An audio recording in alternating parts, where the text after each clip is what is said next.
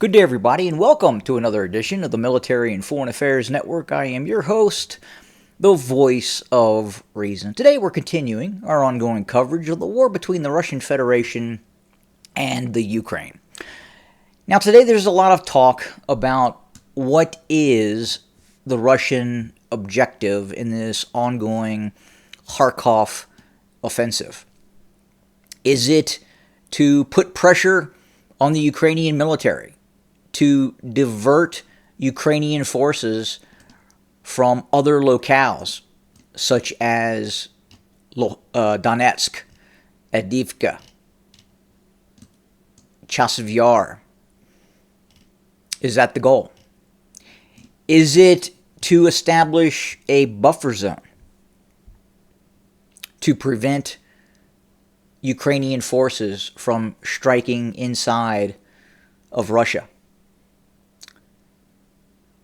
Is it an operation designed to push towards Kharkov and take control of Kharkov? I don't think it's any of these. So, one, the idea that the Russians would like to create this buffer zone and prevent Ukrainian forces from shelling Belgorod. A 20-kilometer buffer zone along this area of the border would not achieve that objective. The Ukrainians would still be able to strike targets in Belgorod with drones and long-range missile systems, which the EU, the UK, has given permission for the Ukrainians to use weapon systems deep inside the Russian Federation, as has the United States. So that buffer zone would have to be essentially dozens and dozens of miles deep.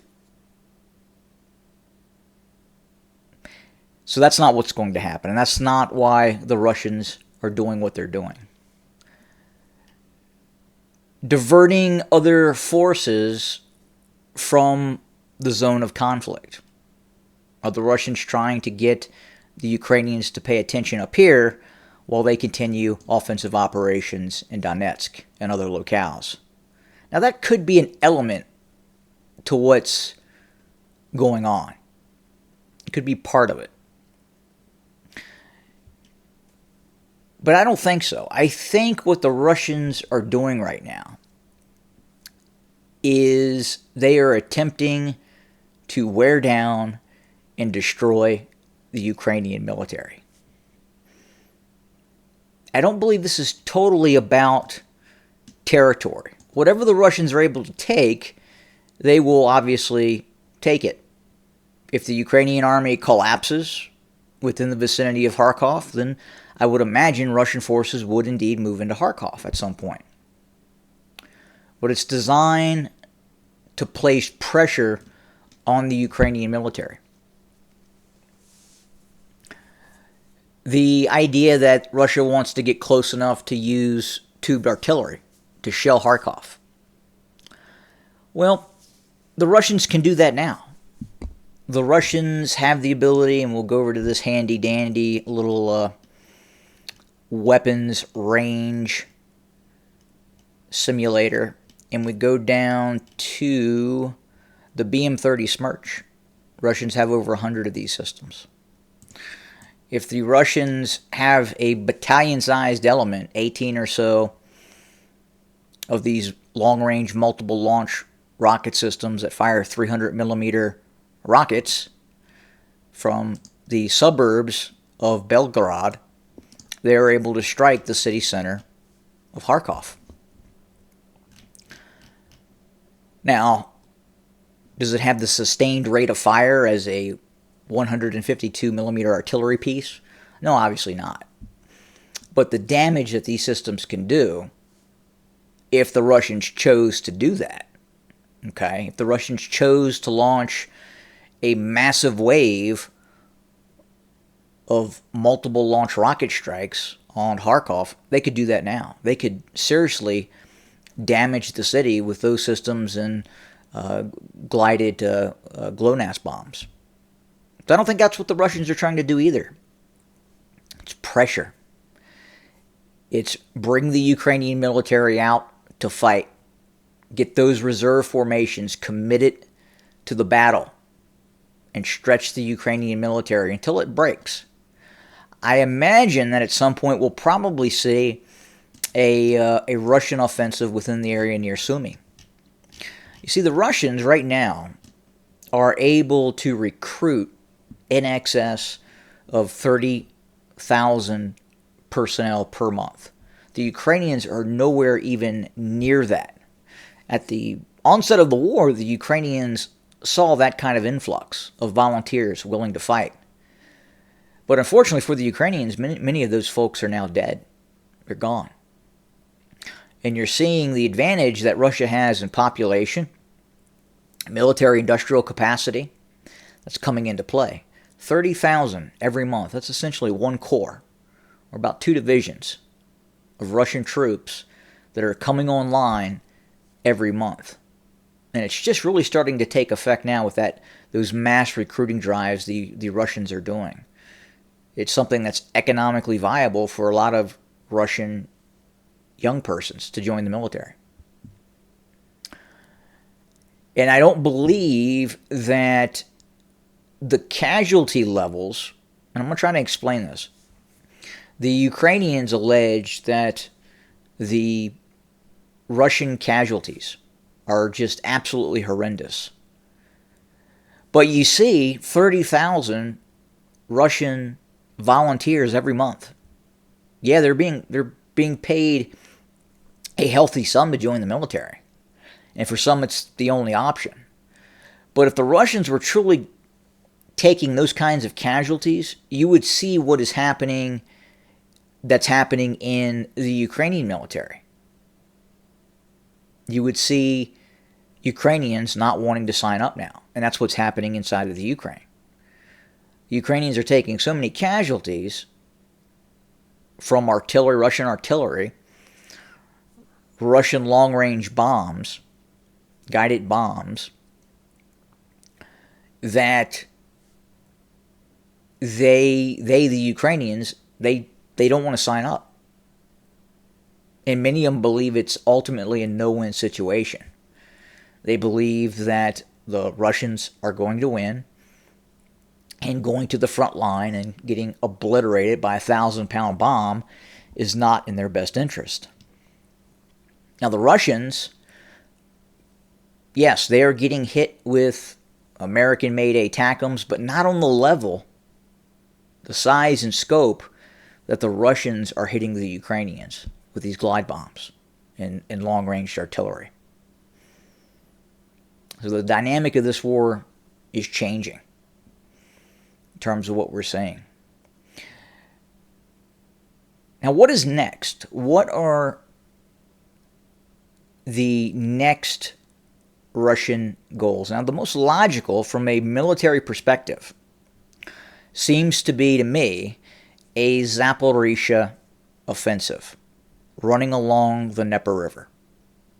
You have a natural terrain feature that cuts the Ukraine in half, and that's the Dnieper River, the Dnipro River.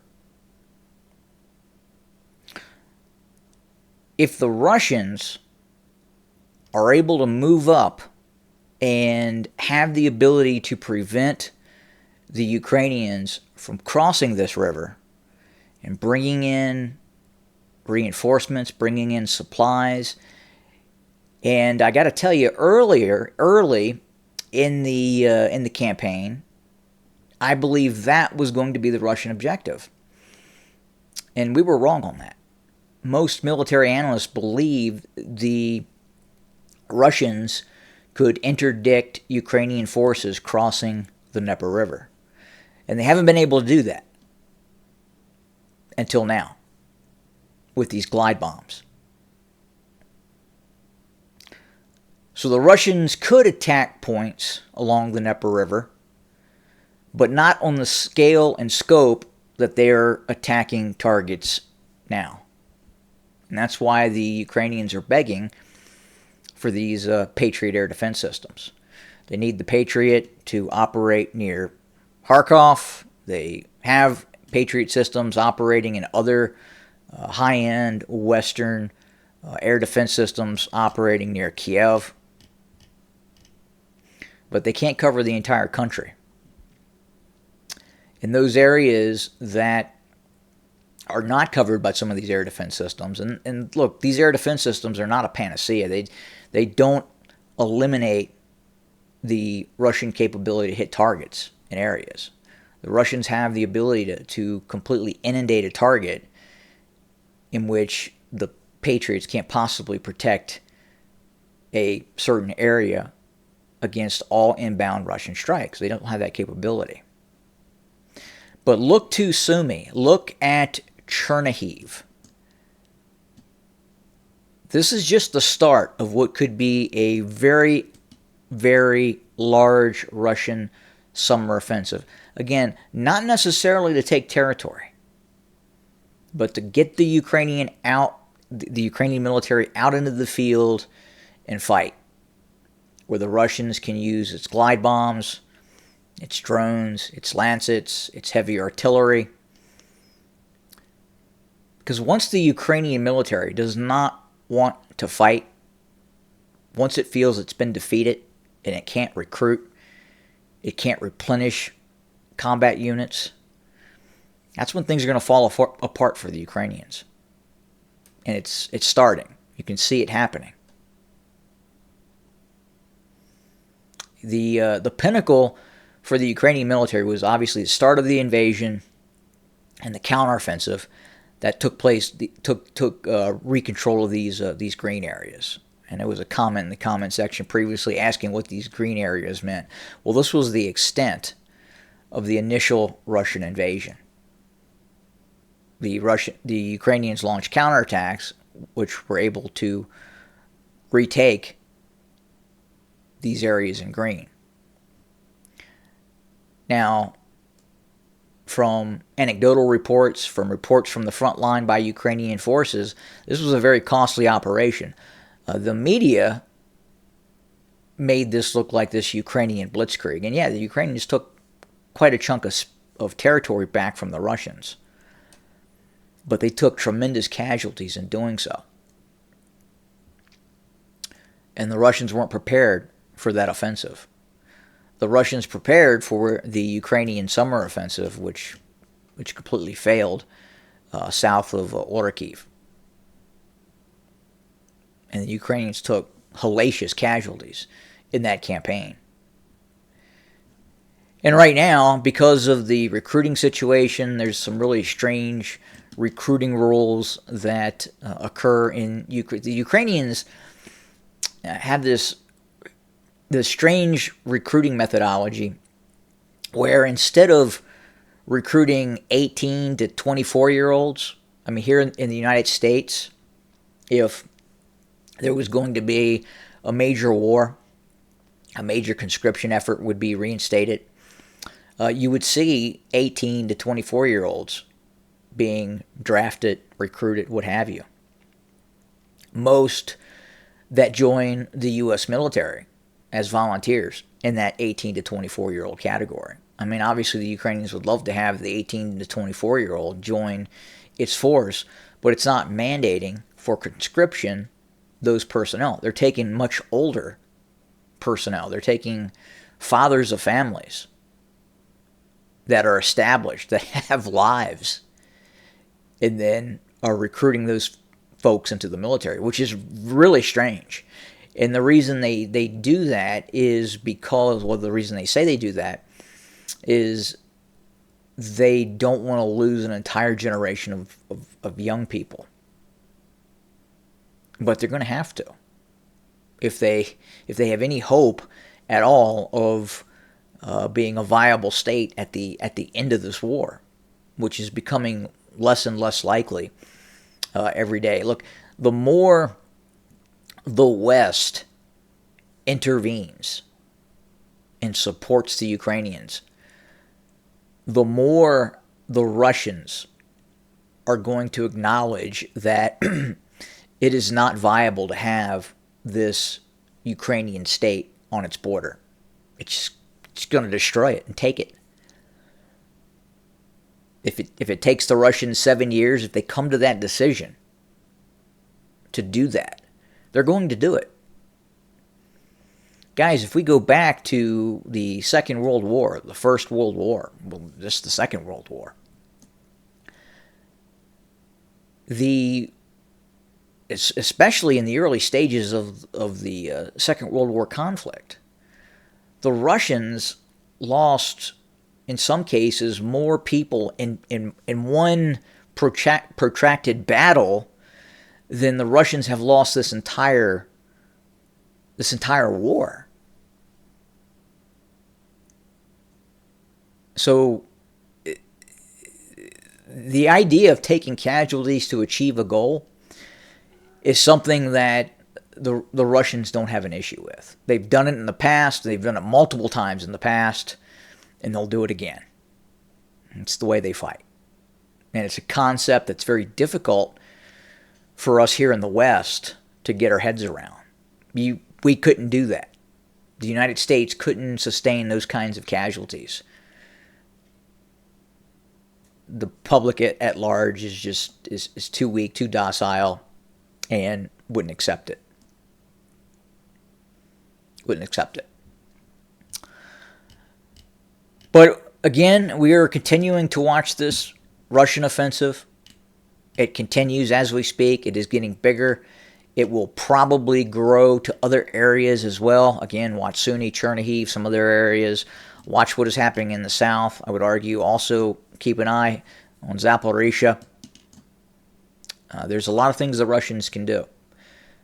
And they have a lot of options on the table right now. And those options, every month, are expanding.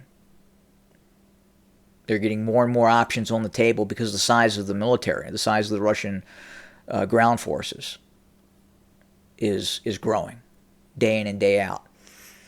And the new Russian defense minister is really in that role to create this permanent wartime economy, to make it the most efficient wartime economy possible. So we'll see what happens. We'll continue to report. As always, thanks for joining us. Have a good day.